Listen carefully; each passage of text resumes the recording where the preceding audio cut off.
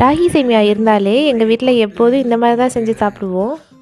கிச்சடி மாதிரி செஞ்சு சாப்பிட்றத விட இந்த மாதிரி தேங்காய் பூ சர்க்கரைன்னு போட்டு சாப்பிட்றதுக்கு உண்மையாகவே சூப்பராக இருந்தது. டேஸ்ட்டுக்கு ஏற்ற மாதிரி வேலையும் குயிக்காக முடிஞ்சிடும். செய்கிறதுமே ரொம்ப ஈஸி தான். இந்த மாதிரி தண்ணீரில் சேமியாவுக்கு தேவையான அளவு உப்பை சேர்த்து நல்லா கரைச்சி விட்டுக்கணும். அந்த உப்பு தண்ணியில் சேமியாவை கொட்டி ஒரு 10 நிமிஷம் ஊற வச்சுக்கலாம். நான் 2 பாக்கெட் அளவுக்கு சேமியா எடுத்திருக்கேன். இந்த சேமியா ஊறுற கேப்பில் இட்லி பானையில் கொஞ்சமாக தண்ணி வச்சு ப்ரீ ஹீட் பண்ணிக்கலாம். இப்போ சேமியா நல்லா ஊறிடுச்சு. அது ஒரு தட்டு போட்டு தண்ணியை சுத்தமாக வடிச்சிக்கலாம்.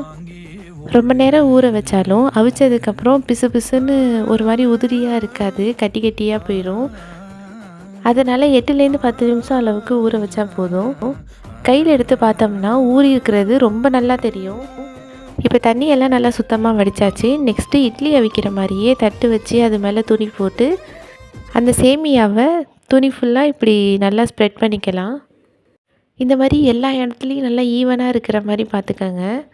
ஒரு இடத்துல அதிகமாகவும் ஒரு இடத்துல கம்மியாகவும் இருந்தால் அதிகமாக உள்ள இடத்துல வேகாது.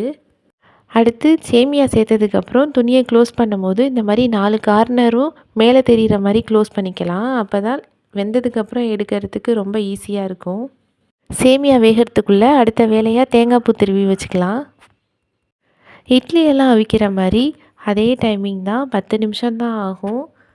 அதுக்கு மேலே விட்டிங்கன்னா குழஞ்சி போயிடும். இந்த மாதிரி நசுக்கி பார்த்தாலே நல்லா நசுங்கும், அப்போனா வெந்துருச்சுன்னு அர்த்தம். 4 எட்ஜஸையும் மடிக்க சொன்னேன்னா அது இந்த மாதிரி ஈஸியாக எடுக்கிறதுக்கு தான்.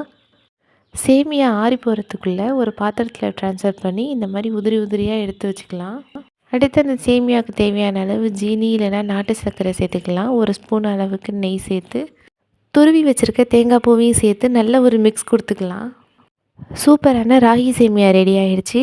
ஈவினிங் ஸ்நாக்ஸ், பிரேக்ஃபாஸ்ட்டுன்னு எப்படி வேணாலும் சாப்பிட்டுக்கலாம். பயங்கர ஃபில்லிங்காக இருக்கும். இந்த மாதிரி உங்கள் வீட்டில் செஞ்சது இல்லைன்னா கண்டிப்பாக செஞ்சு பார்த்துட்டு எப்படி இருந்துச்சுன்னு சொல்லுங்கள்.